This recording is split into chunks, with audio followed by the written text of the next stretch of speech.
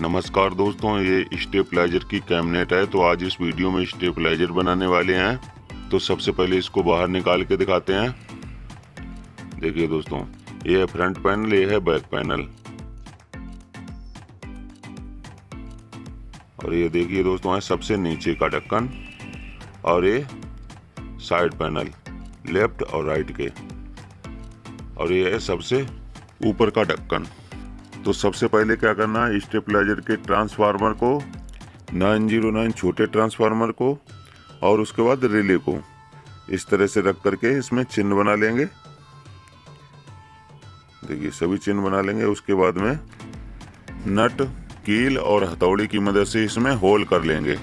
तो इस तरीके से बारी बारी से जितने भी मार्कर से चिन्ह बनाए थे उनमें सभी में होल कर लेना है।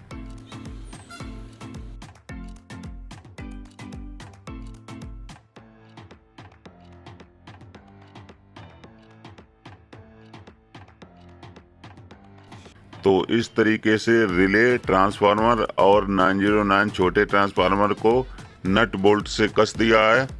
तो देखिए दोस्तों, इसके जो पैनल है तो इसमें रोटरी, इंडिकेटर लाल हरे दोनों, डीपीडीटी स्विच और रोटरी को कस लिया है।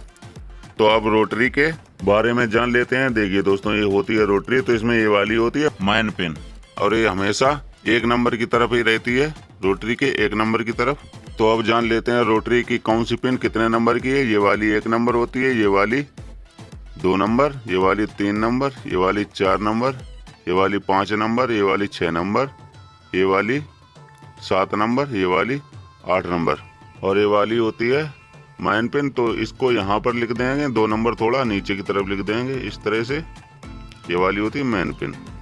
तो उसके बाद में समझ लेते हैं ट्रांसफार्मर के कनेक्शन। तो सबसे पहले दोस्तों, ट्रांसफार्मर में जो वायर हैं इनको ब्लेड की मदद से साफ कर लेना है, क्योंकि इसके ऊपर वार्निश चढ़ी होती है। तो इस तरह से साफ करने के बाद क्या करना है कि ट्रांसफार्मर में जितनी भी लूप निकली हुई हैं इसमें जिसमें सिंगल वायर होती है तो उसको इस तरह से रोटरी के पिन नंबर 1 में लगाना है। तो सबसे पहले इसको लगा लेते हैं। तो इस तरीके से सिंगल वायर को रोटरी के पिन नंबर 1 में कस दिया। उसके बाद में जस्ट उसके पीछे वाली वायर 2 नंबर की है, तो इसमें लगाएंगे 2 नंबर वाली रोटरी के पोल पर। पोल मतलब पिन। तो चलिए इसको 2 नंबर के पोल पर कस लेते हैं। तो इस तरीके से रोटरी के 2 नंबर पोल पर ट्रांसफार्मर की 2 नंबर की वायर को कस लिया। उसके बाद में ये वाली है 3 नंबर की, तो इसको 3 नंबर की पोल पर कसेंगे इस तरीके से। उसके बाद में ये वाली वायर है 4 नंबर की, तो इसको कसेंगे 4 नंबर की पोल पर। तो इसको भी कस लेते हैं।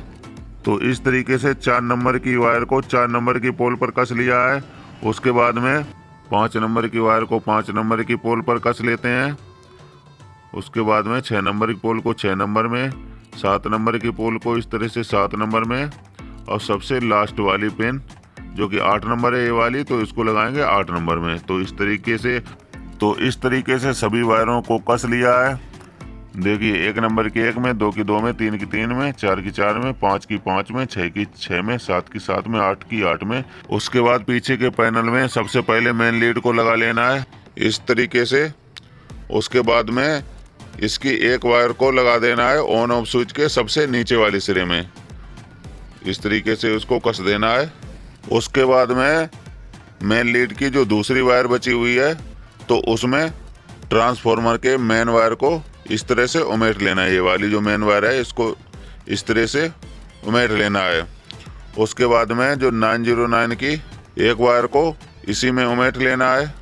तो इस तरीके से 3 वायर को उमेट लिया है। उसके बाद में एक वायर और लेना है, उसको भी इसी में उमेट लेना है। उसके बाद में इन सभी वायरों को इस 5 पिन सॉकेट में कस लेना है जैसा कि मैंने कसा हुआ है। उसके बाद में जो इसमें एक्स्ट्रा वायर कसा हुआ था तो इस वायर के इस वाले छोर में एक हरे इंडिकेटर की, एक लाल इंडिकेटर की, मतलब दोनों वायरों को उमेट लेना है आपस में। मतलब ये 3 वायर हो जाएंगे, तीनों वायरों को उमेट कर इस वोल्ट मीटर में इस तरह से लगा देना है। उसके बाद में एक वायर और लेना है, जैसा कि मैंने नीले रंग का वायर लिया हुआ है, इसको लगाएंगे 5 पिन सॉकेट के दूसरे वाली पिन में। तो इसको भी कस लेते हैं इस तरीके से। इस वायर को भी कस लिया है। अब इसको लगाएंगे रिले के सबसे ऊपर वाली पिन में। इस पिन में इस वायर में थोड़ा सा कट लगा करके इसके ऊपर उमेट लेंगे, इसको सोल्ड बाद में करेंगे। तो इस तरीके से इसको उमेट लिया है। उसके बाद में इसी वायर को लगाएंगे वोल्ट मीटर के दूसरी वाली पिन में। एक हरे रंग का इंडिकेटर की वायर और एक ये नीली वायर, दोनों को आपस में उमेट कर इस पिन में उमेट लेना है। उसके बाद में इसकी जो लाल इंडिकेटर की एक वायर बची हुई है, ये वाली वायर, तो इसको लगाना है रिले की। देखिए ये रिले अलग से ली हुई है, तो रिले की इस वाली पिन में, मतलब ऊपर वाली पिन से नीचे वाली इस वाली पिन में इस वायर को लगा देना है। तो उसको भी लगा लेते हैं, इस तरह से उमेट लेते हैं। सोल्ड इसको बाद में करेंगे।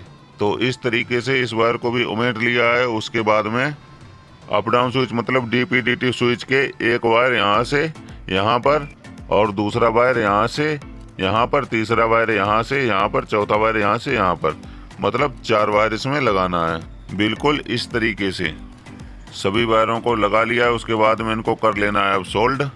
तो इस तरीके से बारी बारी से सभी पिनों को सोल्डरिंग कर लेना है आयरन की मदद से। उसके बाद में 2 वायर और लगा लेना है। देखिए 2 वायर मैंने लिए हुए हैं। एक कसना है रोटरी के मेन पोल में और एक कसना है रोटरी के 1 नंबर की पोल में। तो इस तरीके से दोनों वायरों को कस लिया है, एक रोटरी के 1 नंबर की पोल में और एक रोटरी के मेन पोल में।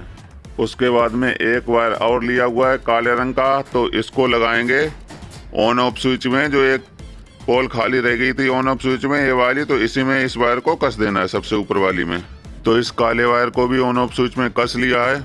उसके बाद में इस काले रंग के वायर को लगाएंगे DP/DT स्विच के पहले नंबर की पिन में। तो चलिए इसको भी सोल्ड कर लेते हैं। तो इस तरीका से इसको भी सोल्ड कर लिया। उसके बाद में इसकी 2 नंबर की पिन पर लगाएंगे रोटरी के मेन पिन की वायर। तो इसको भी सोल्ड कर लेते हैं इस तरीका से। उसके बाद में इसकी 3 नंबर की पिन पर लगाएंगे रोटरी के 1 नंबर की वायर, ये वाली। तो इसको भी सोल्ड कर लेते हैं तीसरे नंबर की पिन पर। तो इस तरीका से इस वायर को भी सोल्ड कर लिया। उसके बाद में एक वायर और सोल्ड कर लेना है, जो कि मैंने पीले रंग की वायर ली हुई है। तो इस वायर को लगाएंगे चौथे नंबर की पिन पर। तो इसको भी सोल्ड कर लेना है इस तरीके से। उसके बाद में पीले रंग का जो दूसरा छोर है, तो इसको लगाएंगे रिले की कॉमन पिन में। ये रिले की कॉमन पिन है, तो इसमें ये पीले रंग के छोर में एक 909 ट्रांसफार्मर की भी एक वायर ले लेते हैं। तो इसकी लाल रंग की वायर को भी इसी वायर में उमेट लेना है इस तरीके से। उसके बाद में रिले की कॉमन वायर में इस वायर को लगा देना है। पहले ही बता चुके हैं, इस वाली वायर में जोड़ना है। तो इन दोनों वायर को इसी पिन में उमेट देते हैं। उसके बाद में इसमें आयरन की मदद से इसको सोल्ड भी कर लेते हैं। उसके बाद में जो वोल्ट मीटर में वायर लगाई थी, तो इनको भी सोल्ड कर लेते हैं बारी बारी से दोनों पिनों को। तो इस तरीके से सभी कनेक्शन हो गए हैं। सिर्फ 3 कनेक्शन बचे हुए हैं। देखिए, जो कि 909 ट्रांसफार्मर में 3 वायर लगे हैं, इन्हीं के कनेक्शन बचे हुए हैं। तो इसमें भी इसकी जो बीच वाली वायर है सफेद रंग की, इसको काट देना है, क्योंकि इसकी कोई जरूरत नहीं है। सिर्फ इसमें 0-18 वोल्टेज चाहिए होते हैं, तो इसकी जरूरत इसमें नहीं है। उसके बाद में इसमें देखिए ये है कट प्लेट। तो इसमें जहां पर TT लिखा हुआ है, मतलब यहाँ पर ट्रांसफार्मर RR लिखा हुआ है, तो इसमें लगेंगे रिले की कनेक्शन। मतलब दोनों रिले की RR की जगह पर और ट्रांसफार्मर के TT की जगह पर वायर को लगाना है। तो चलिए इसको भी सोल्ड कर लेते हैं कट प्लेट को। तो जहाँ पर TT लिखा हुआ है वहाँ पर ट्रांसफार्मर के कनेक्शन करेंगे। तो दोनों वायर को बारी बारी से सोल्ड कर लेते हैं। उसके बाद में 2 सफेद रंग के वायर को लगाना है जहाँ पे RR लिखा हुआ है, मतलब रिले।